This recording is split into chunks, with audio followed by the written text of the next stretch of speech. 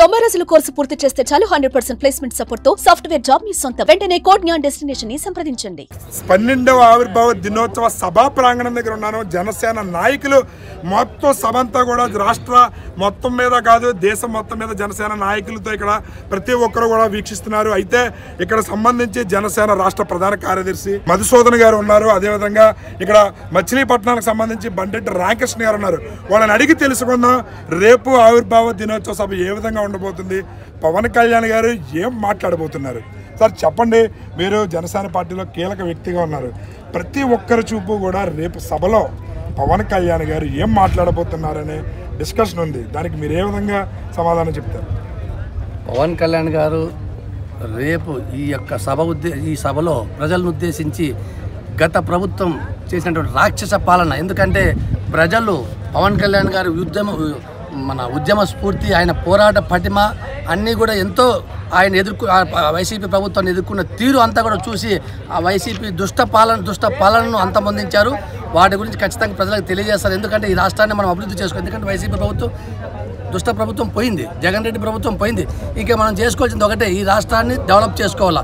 రాష్ట్ర డెవలప్మెంట్ గురించి ఆయన తప్పకుండా మాట్లాడతారు. అదేవిధంగా ఈ సభ చరిత్రలో, అంటే భారతదేశ చరిత్రలో ఒక సువర్ణాధ్యాయంగా రేపు నిలిచిపోతుంది. ఎందుకంటే చూస్తూ ఉన్నాం, కాకినాడలో ఎక్కడ చూసినా పండుగ వాతావరణం నెలకొని ఉంది.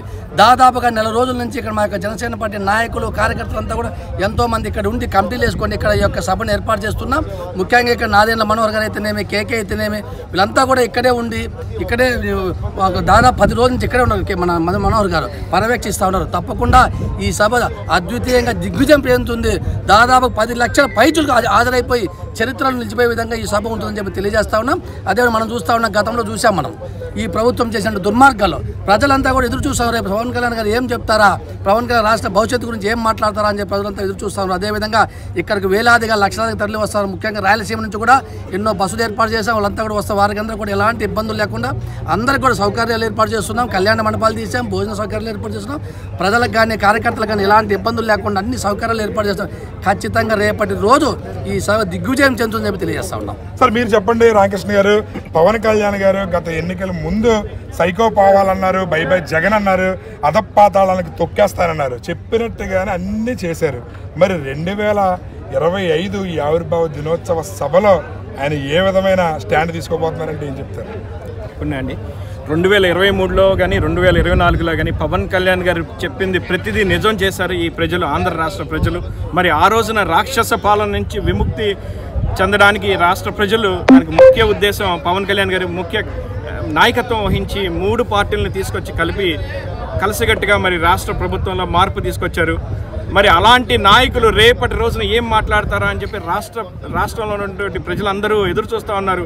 మరి గతంలో రాక్షస పాలన నుంచి విముక్తి తీసుకొచ్చినటువంటి పవన్ కళ్యాణ్ గారు రేపటి రోజున రాష్ట్రాన్ని అభివృద్ధి ఎలా చేసుకోవాలి, మరి గత 5 ఏళ్లుగా జరిగినటువంటి నష్టాన్ని ఎలా భర్తీ చేసుకోవాలి, 2 తరాలు వెనక్కి వెళ్ళిపోయినటువంటి ఈ రాష్ట్రాన్ని ముందడుగు ఎలా వేయాలి అనేది మాట్లాడబోతూ ఉన్నారు. అలాగే మరి సంక్షేమం అలాగే అభివృద్ధి రెండు కళ్ళుగా మరి రాష్ట్రాన్ని ముందుకు ఎలా తీసుకెళ్ళబోతున్నారు చంద్రబాబు నాయుడు గారితో కలిసి, ముఖ్యమంత్రి గారితో కలిసి అనేది రేపొద్దున మనందరికీ చెప్పబోతా ఉన్నారు.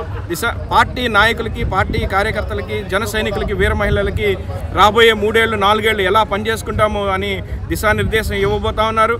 మరి చరిత్రలో కని విని ఎరుగినటువంటి సభగా ఈ సభ నిలబడిపోతుందని చెప్పి మేము అందరూ ఆశిస్తూ ఉన్నాం.